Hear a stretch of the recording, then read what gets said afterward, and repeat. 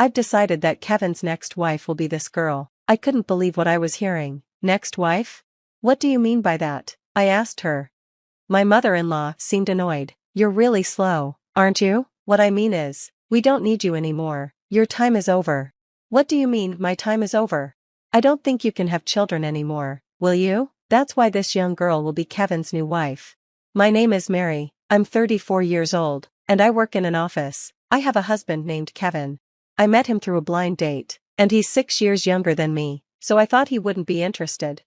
But at the time, Kevin said, I've fallen in love with you. I don't care about the age difference, and he was very open with his feelings. I was moved by his passion, and I decided to date him. We had a solid relationship and eventually got married. But getting married wasn't easy. We went to meet each other's parents right away, but his mom, Barbara, didn't approve of our marriage because of our age difference. Usually, a 34-year-old woman would already be married and have kids. Is something wrong with you? Is that why you're still single? What are you talking about, Mom? Don't be rude. It's important to talk about these things. You're our only child, and you need to be careful about who you marry. She kept bringing up my age and how I was still single, things that made me feel insecure. Then her husband, George, stepped in. Stop it, Kevin chose her, so we can't object, he said. Mary, I'm sorry for what my wife just said. Thanks to George, Barbara was quiet. After getting their approval, we moved ahead with the wedding, but even though Barbara agreed, she still didn't like me. Kevin's family is very wealthy and well-known. Barbara is proud of that. Kevin had a privileged childhood, but he's not spoiled. I actually like how kind and gentle he is. Still, there were many problems during our engagement. One day, Barbara called me over and introduced me to some women in the neighborhood, saying I needed to get to know them. It turns out, Barbara is the leader of a local women's group because of her wealth and status. I greeted everyone as she asked, and they all whispered, "Good luck," which made me feel a bit better. I found out later that these women don't like Barbara either.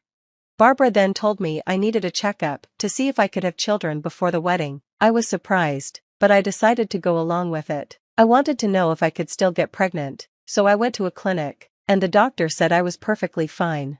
When I told Barbara the result, she just replied, "Oh, really?"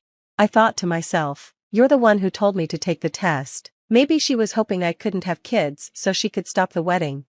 Days passed uneasily, and the night before the wedding, Barbara invited us to dinner.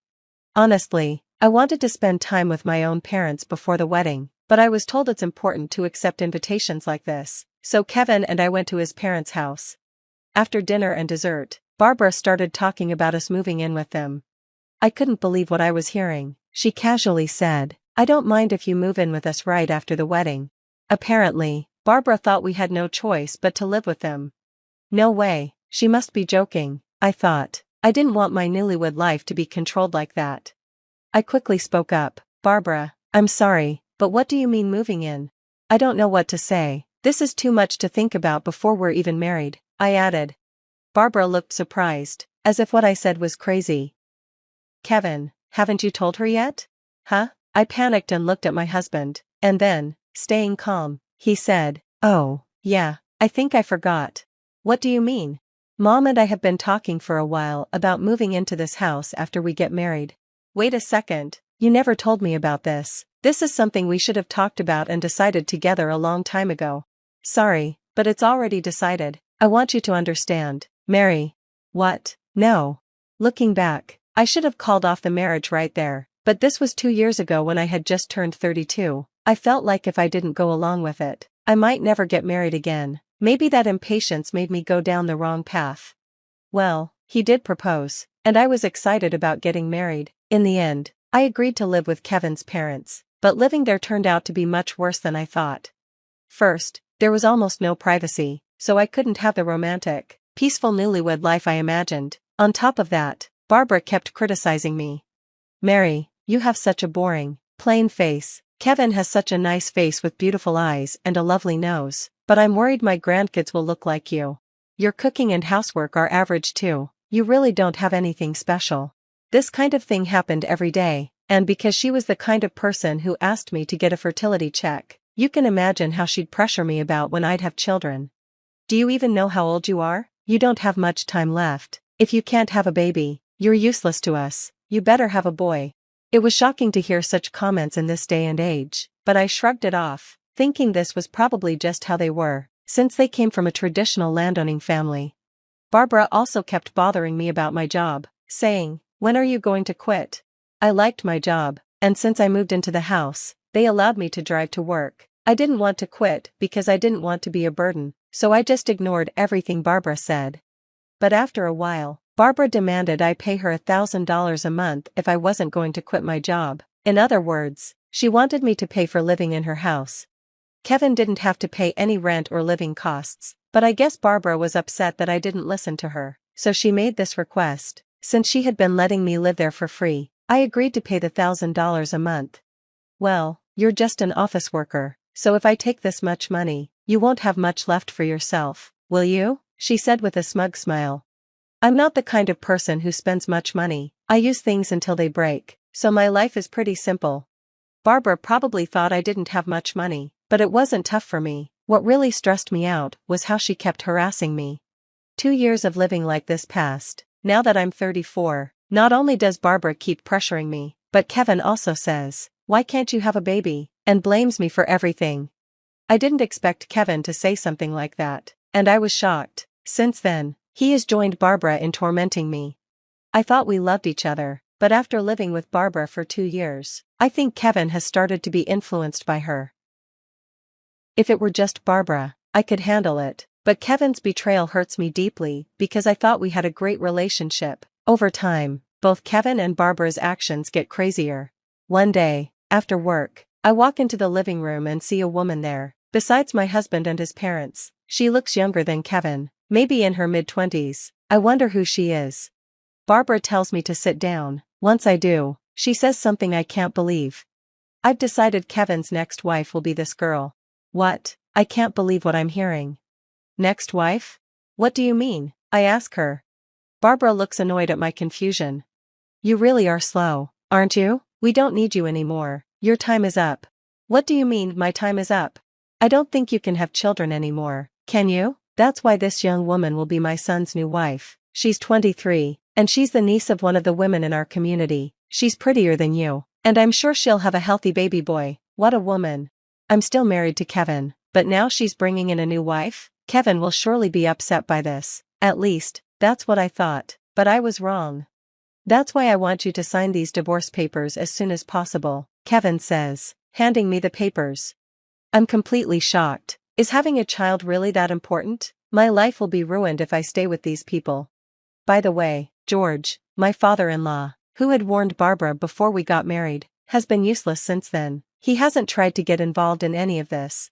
"Okay, I'll fill out the forms," I say, and I do everything needed for the divorce. Barbara and Kevin are happy about it. I tell them we won't be dividing any property. "Of course not. Why would Kevin give you any of his money?" they say. I'm not sure what they're thinking, but that's what Barbara and Kevin tell me. Okay, I hope neither of you find out the truth. Just like that, Kevin and I get divorced. I pack my things and move back to my parents' house, where they're shocked. I explain everything, and they agree that divorcing was the right choice. They're a bit angry I didn't tell them sooner. After apologizing to my parents, I start looking for an apartment to live on my own. I find many good apartments near my office, and it's hard to choose. A month after the divorce, Kevin and Barbara show up at my parents' house.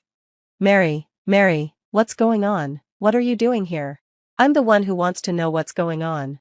Kevin shows me a photo he took from the TV. There I am, on the screen, answering an interview. They show a restaurant's name with my name next to it and the word owner beside it. "Why, how are you the owner of a restaurant? You're just an office worker, right?" "Oh, you saw the show yesterday? The office work is just for experience, so I can have future opportunities. As for the restaurant, my great-grandfather started it, and my father opened a new one. I took over 5 years ago. After I graduated from college, I went to a nighttime culinary school and got my chef's license. So, I worked at the office during the day and cooked at my father's restaurant at night. Right now, I'm preparing for a new business, so I leave the restaurant mostly to the manager, but they wanted to interview the owner, so I agreed." Barbara and Kevin are shocked by my story. Well, they would be, wouldn't they? When Kevin's parents met my parents for the first time, my dad mentioned his restaurant, but they probably thought it was just a small diner. Barbara just said, "Oh really?" and didn't care much about it. "This is perfect. I didn't realize you were making so much money, but it's perfect for us." "Huh? I'm canceling the divorce. Come back home right now." As Barbara and Kevin make these strange statements, I ask, "What do you mean?" It turns out the young woman who was supposed to marry Kevin doesn't do any housework and doesn't work either. She stays home doing nothing. She even calls Kevin old man and says if he wants to be intimate or have kids, he has to pay her. If he tries anything forceful, she says she'll call the police. Kevin and Barbara explain that the woman has been unemployed since high school, and her parents didn't know what to do with her. That's when the women's community got involved and introduced her to Barbara. Hearing this makes me laugh. Barbara wasn't a leader, she was being made fun of. The women in the community thought she was foolish, and now she's embarrassed. That's why Barbara wants me to come back so I can help fix things and defend her reputation. As for my ex-husband, he's living off his wife's money and struggling every month. Since she doesn't do the housework, he has to spend money on lunch every day. Meanwhile, George, Kevin's dad, left them a while ago and rented a cheap apartment. He's living on his own and taking care of his own life.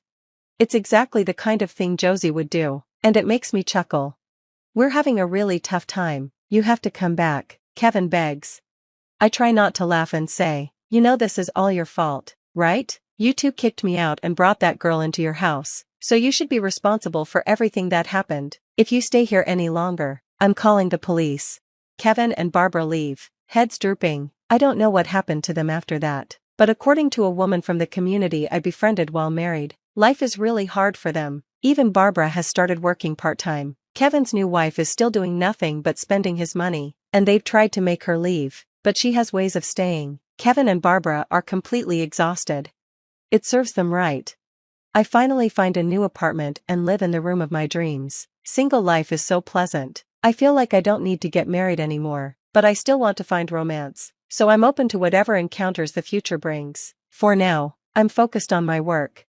Kevin and Barbara are unbelievable. Kevin didn't even know his wife's main job. He really had no interest in her, did he? Maybe he only married her to have children and to please his mother. In any case, I'm glad Mary has nothing to do with that foolish mother and son anymore. I hope she lives her life and finds happiness. Thanks for watching until the end. If you enjoyed this video, please subscribe to our channel. See you next time.